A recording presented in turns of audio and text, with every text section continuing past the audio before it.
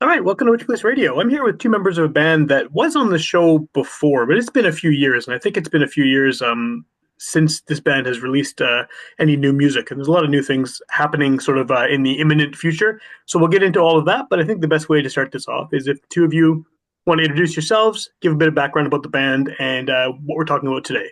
So I guess, Danny, you're sort of the known quantity on this podcast and that you were on an episode many years ago. So I'll start with you. Who are you? What do you play in the band? And what can you tell me about the band? Sure. My name's Danny. I play in the band Holy Void. I play the bass and sing some of the songs. And then below us we have Michael. Let Michael introduce himself.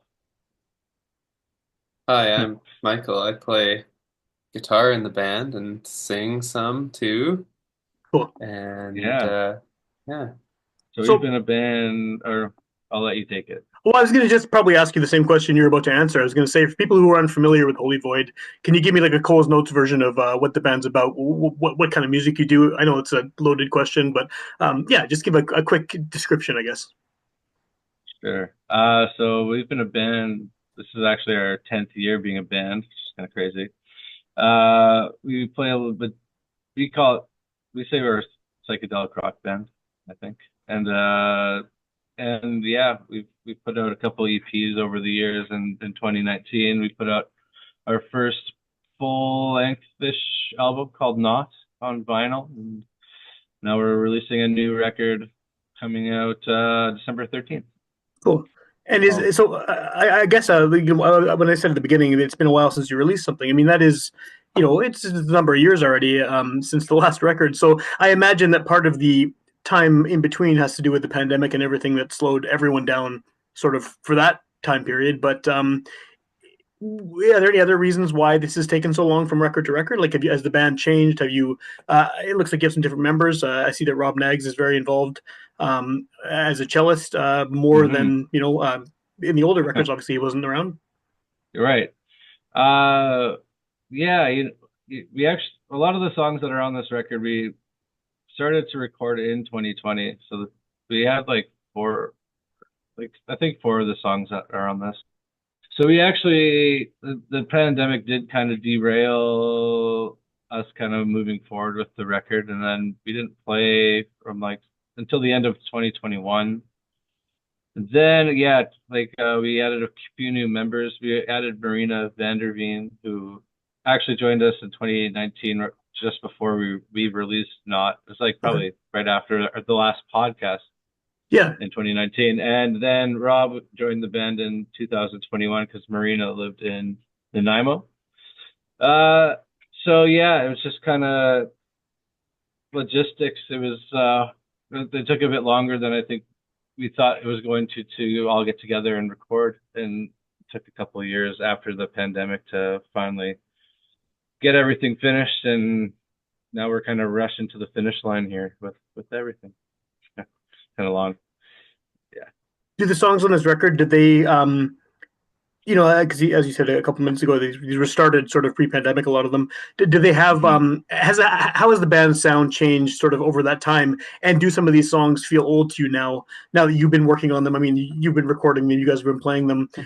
Do they sound sort of like an older incarnation of the band, or do you still feel they're sort of apt portrayals of what you sound like in 2024?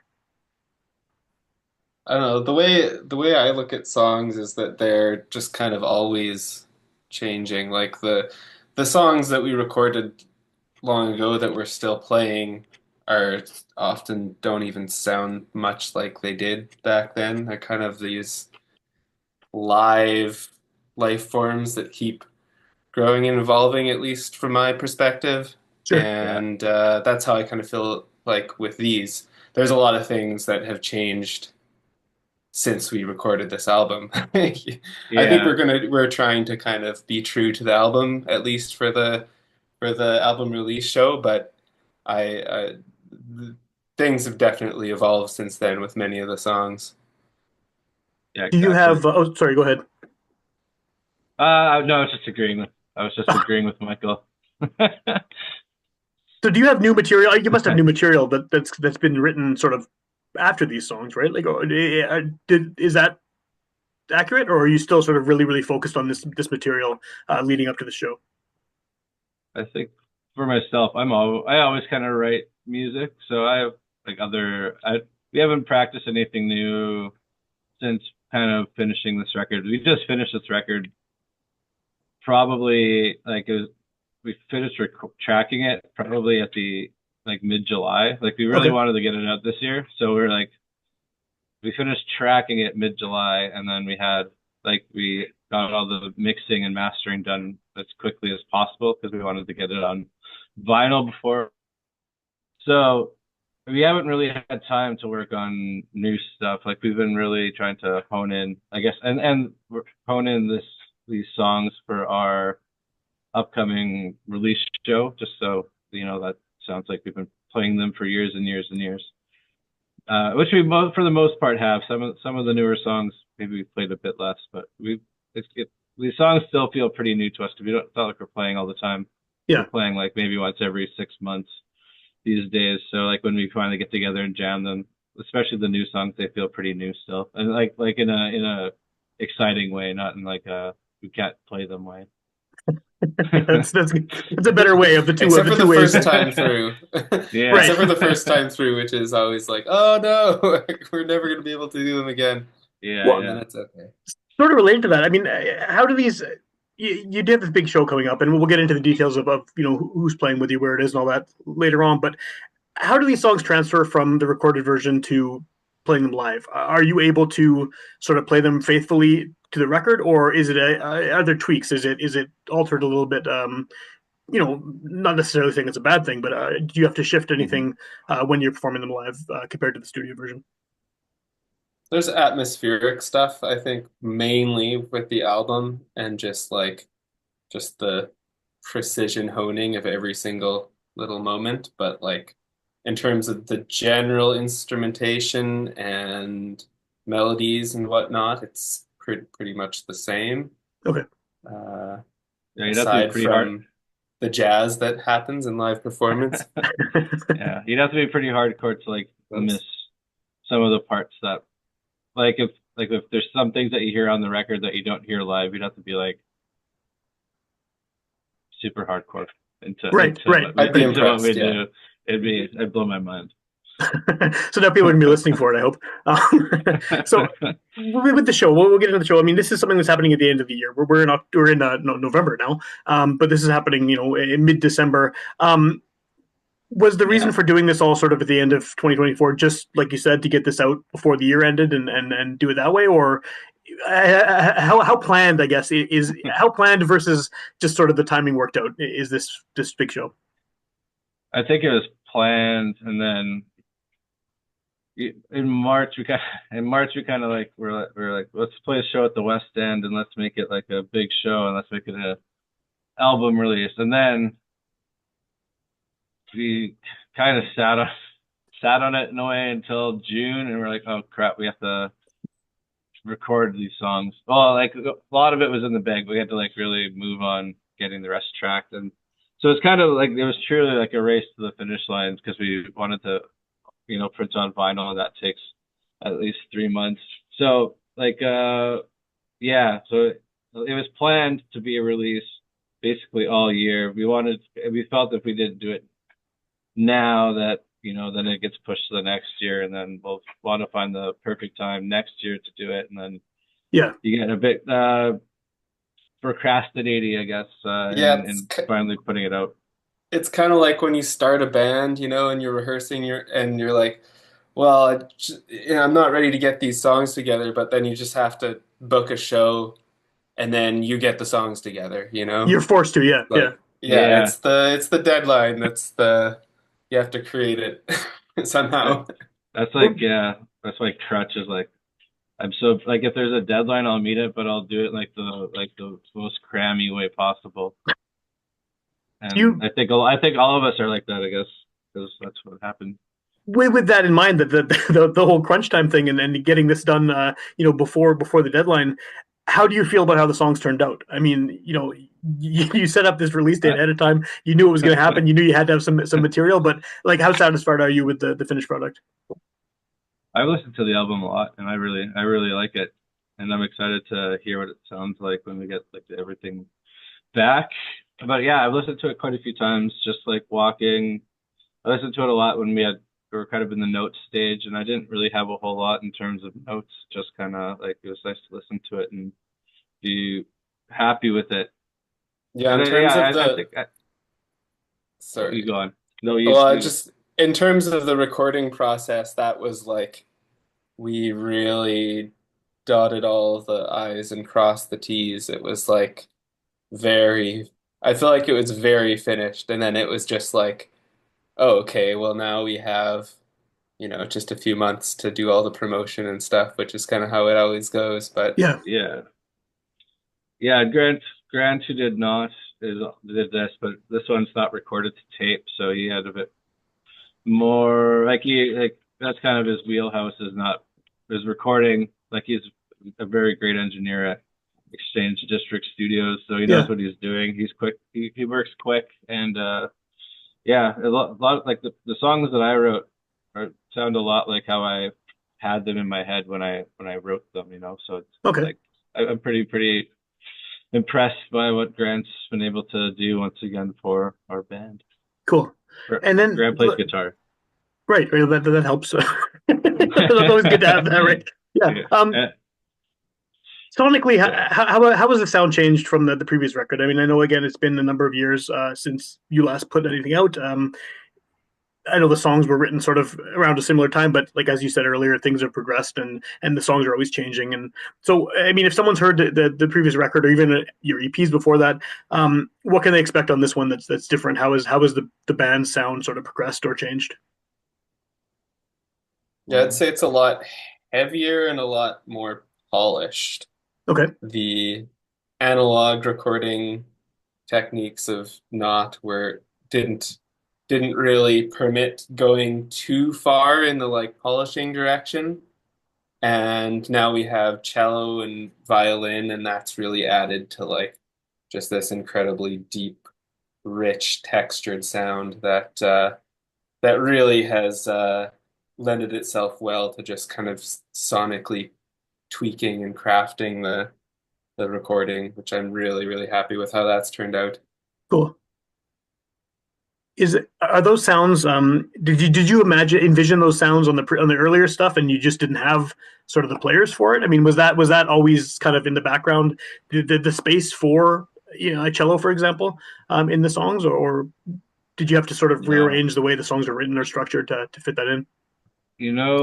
We what I wanted. This is back in 2019, but I really wanted to do a cover of Venus and Furs. We were Okay, playing Rainbow Trout in 2019, so I wanted to do a cover of Venus and Furs. So that's how I ended up reaching out to Marina, and Marina came in and learned the song, and we were like, "Wow, this is so great!" And then Marina learned like every song on Not at our practice, and then we just thought it was like a sweet thing to add to our set. We were about to go on tour, so Marina came with us on tour, and yeah, we had full intention of recording with the violin. I guess was the initial idea.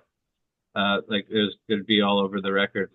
Marina was a member of the band, and then yeah, Marina moved to Nanaimo after like during the pandemic. Went to school there and suggested Rob as a replacement when we were starting to play again in late 2021, and then Rob fit in with the band. We were like, oh, like we never really had plans before to add any type of to change from we've been kind of the same four people, but like yeah, it was just kind of such a cool thing that kind of landed in our lap that we had like Marina worked like was like fit like a glove in the band, and then Rob also fit like a glove, a Yeah, sixth it's finger. interesting how they kind of, I feel like, just created their own space within the sound, you know? Some of that would be like probably maybe using a little bit less of those sort of like really MIDI distorted tones maybe on the guitar and leaving those for the cello or okay, whatever if you're while you're playing.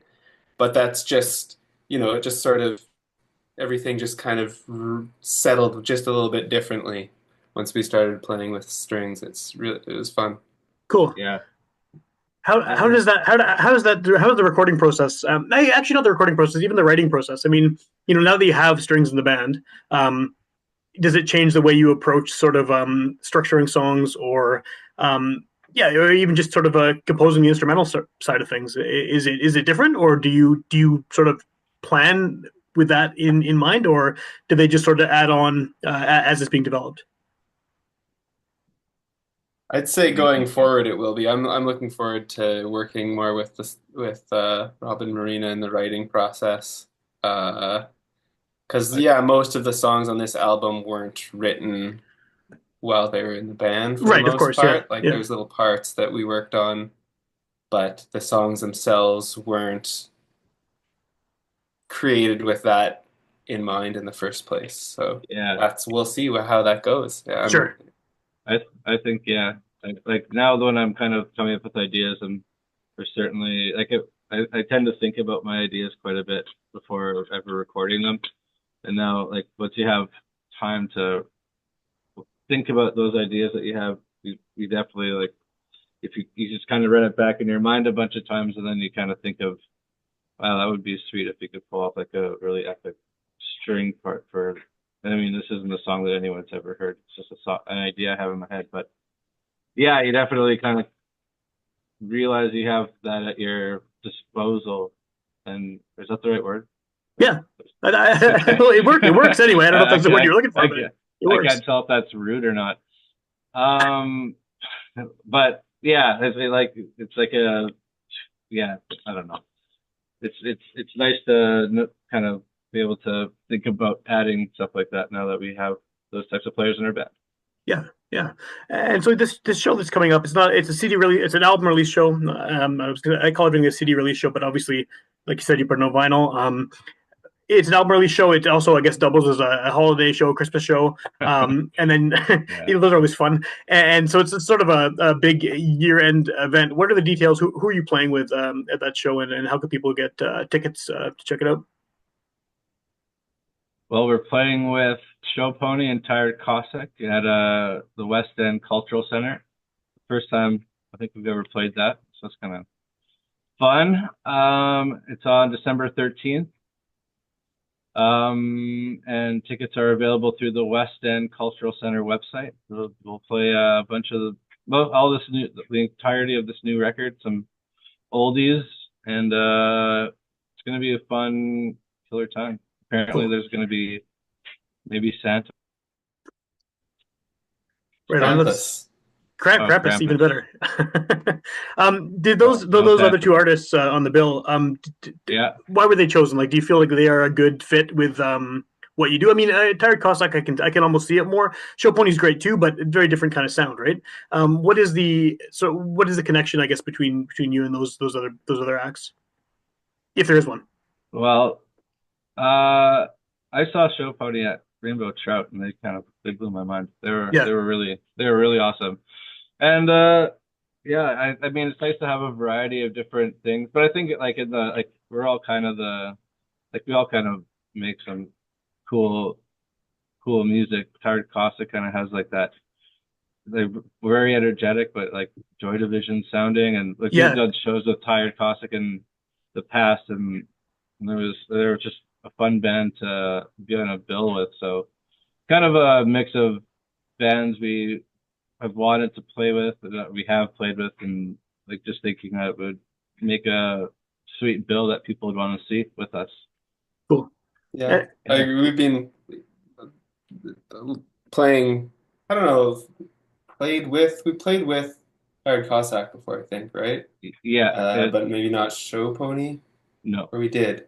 Not at the. no. Oh, maybe that was a different band. Anyways, uh, Or maybe yeah, I they don't know. totally like kind of. It's like loud and exuberant, sometimes heavy, but like dark. yeah. Kind of. It's like kind of in that sort of coming from that direction, I guess. Last time I Yes. saw them, they covered a My Bloody Valentine song. Oh, cool, cool. So I it's was like a bummer, but also super joyful dope. at the same time. Yeah. It was rocking. It was yeah, it was super rocking. Cool. So And then the good thing about this being a podcast, like hopefully people will hear this before the show and they'll buy tickets to the show and check it out and get the record and Yeah, everything. But yeah. this will exist on the internet for a million years because apparently I can't stop making these. So, if someone's hearing this after the fact, obviously they can go out and find the record. But what's the best way to find out what you're up to as far as upcoming shows, potential new music down the road, and things like that?